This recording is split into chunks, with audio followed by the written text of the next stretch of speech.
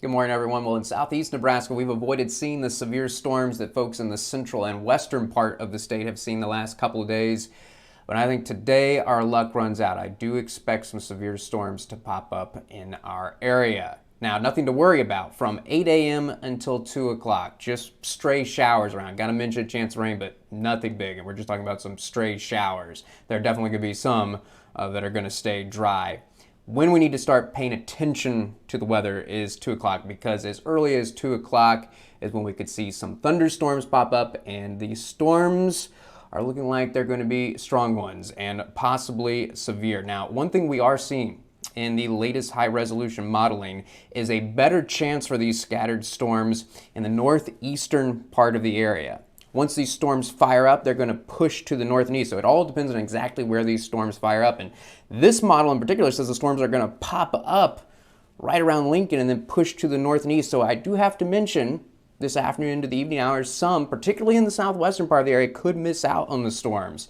But there's always some uncertainty in exactly where the storms are going to pop up. So I want to mention the chance of storms and severe storms for everyone in southeast Nebraska. But I do have to say I'm a little bit more concerned about the northeastern part of the area, places like Fremont, Omaha, Council Bluffs. Chance of storms is higher, and therefore the chance of severe storms is higher. And this is bad timing because this is the time of day, late afternoon, early evening, when these storms peak in intensity. So I tell you what, you get under one of these thunderstorms, and I think gusts around 40 miles per hour are easy. I think pea and dime-sized hail will be common. The problem is we could see wind gusts even stronger than that, and hail even bigger than that. It is a possibility could see gusts as high as 60 miles per hour and possibly up to golf ball size hail. The chance for that is smaller, but it is there.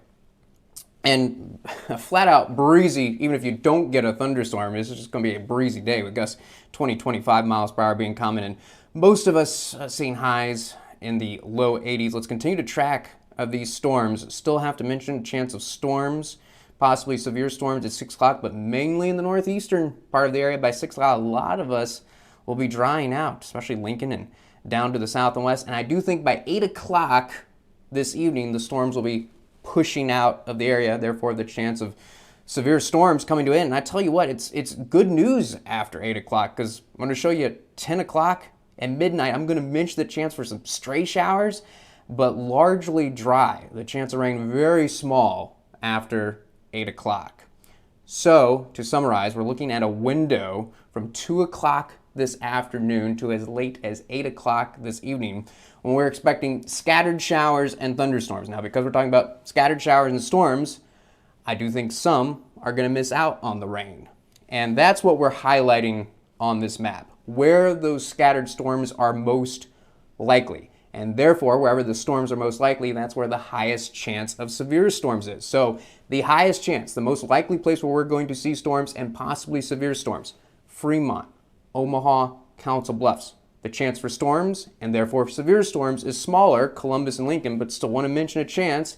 And though it's more of an outside chance of seeing storms and therefore severe storms where York and Beatrice, still want to leave in that outside chance, but most concerned about the northeastern part of the area. So let's talk worst case scenario. Heavy rain and lightning, definitely with these storms.